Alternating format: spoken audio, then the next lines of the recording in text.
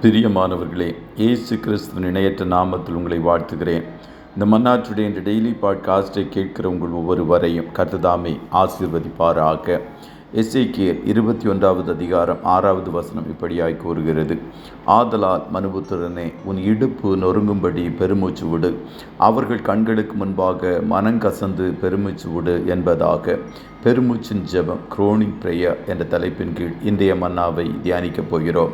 ஜெபங்கள் பல வகைப்படுகிறது. விண்ணப்ப ஜெபம், பரிந்து பேசுகிற ஜெபம், திறப்பில் நிற்கிற ஜெபம், கண்ணீரின் ஜெபம் என்று அநேக விதமான ஜெபங்களை பற்றி கூறலாம். எசேக்கியேலை பார்த்து ஆண்டவர் கூறுகிறார், உன் இடுப்பு நொறுங்கும்படிக்கும் மனங்கசந்தும் பெருமூச்சு விட்டும் ஜெபி என்பதாக.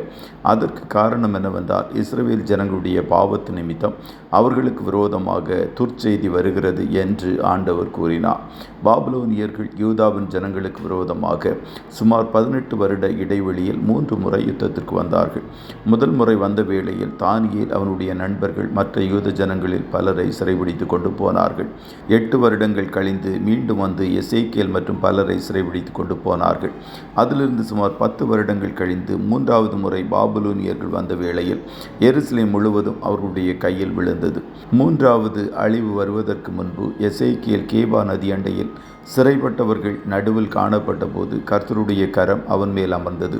உடனே வானம் திறக்கப்பட்டு தேவ தரிசனங்களை கண்டார். அதைத் தொடர்ந்து அவனோடு கர்த்தர் இடைப்பட்டு கொண்டிருந்த வேளையில் எருசலேமில் மீதி காணப்படுகிற ஜனங்களுக்கு துர்ச்செய்தி வருகிறது என்று ஆண்டவர் கூறினார்.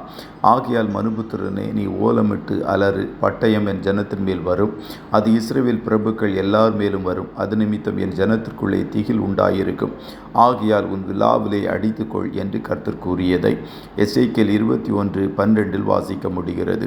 கர்த்தருடைய பிள்ளைகளே, இந்த நாட்களில் எங்கு திரும்பினாலும் துர்ச்செய்தி காணப்படுகிறது. அரசியலில் ஸ்திரமில்லாத நிலைகளும், வேலை இழப்புகளும், வாகன விபத்துகளும், ஆபத்துகளும், யுத்தங்களும், போதையினால் உண்டாகும் தீங்குகளும், குடும்பங்களில் பிரிவினைகளும், ஒன்றன் பின் ஒன்றாக இப்படிப்பட்ட செய்திகளே இந்நாட்களில் அதிகமாக வருகிறது.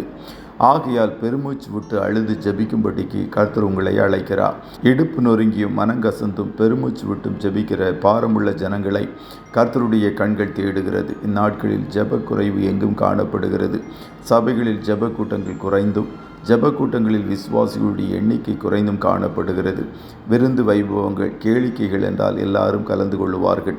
ஆனால் ஜெபிக்க கூடி வருவதற்கு நேரமில்லை. பிசாசு ஜனங்களை மும்முரமாகவே வைத்திருக்கிறார். ஆனால் ஜெபிக்கிறவர்களுக்கு கர்த்தர் நன்மைகளை வைத்திருக்கிறார். கர்த்தர் பெருமூச்சு விட்டு அழுகிற மனுஷரின் நெற்றிகளில் அடையாளம் போடும்படிக்கு கூறினார் என்று எசேக்கியேல் 9:4 எழுதப்பட்டிருக்கிறது. அப்படி அடையாளம் போட்டிருக்கிற ஒருவனையும் கிட்டாதிருங்கள் என்றும் அவர்களுக்கு ஒரு தீங்கும் செய்யாதிருங்கள் என்றும் எசேக்கியேல் 9:6 கர்த்தர் கூறினார். நீங்கள் மற்றவர்களுக்காக பெருமூச்சு விட்டு அழுது பாரத்தோடு ஜெபிக்கும் போது கர்த்தர் உங்கள் நெற்றிகளில் அடையாளம் போட்டு உங்களை முத்தரிப்பார். ஒரு தீங்கும் உங்களையும் உங்கள் குடும்பத்தையும் அணுகுவதில்லை. கர்த்ததாமே உங்கள் ஒவ்வொருவரையும் ஆசீர்வதிப்பாராக. ஜெபம் செய்வோமாம்.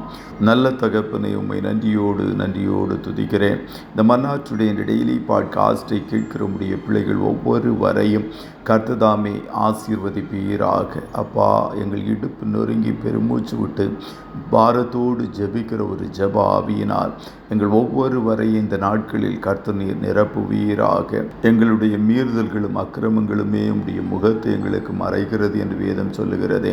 இந்நாட்களில் எங்களை நாங்கள் சீர்படுத்தி சரிப்படுத்தி உம்மை அண்டிக் கொள்ள கர்த்தர் எங்களுக்கு உதவி செய்வீராக. எங்கு பார்த்தாலும் துர்ச்செய்திகள் நிரம்பி காணப்படுகிற சூழ்நிலையில் ஆண்டவரே, நாங்கள் எங்கள் ஜெப நேரத்தை கூட்டவும் பாரத்தோடு திறப்பில் நின்று ஜெபிக்கவும் கர்த்தர் எங்களுக்கு கிருபையை தாரும் என்று சொல்லி ஜெபிக்கிறோம். இன்றைய தினம் உம்முடைய பிள்ளைகள் கையிடுகிற வேலைகளை ஆசீர்வதியும், போக்கிலும் வரத்திலும் உடனிடும். நன்மையானவைகளை பேசுகிற இயேசுவின் இரத்தத்தை ஒவ்வொருவர் மேலும் தெளிக்கிறேன். கண்மணி போல காத்துருளும்.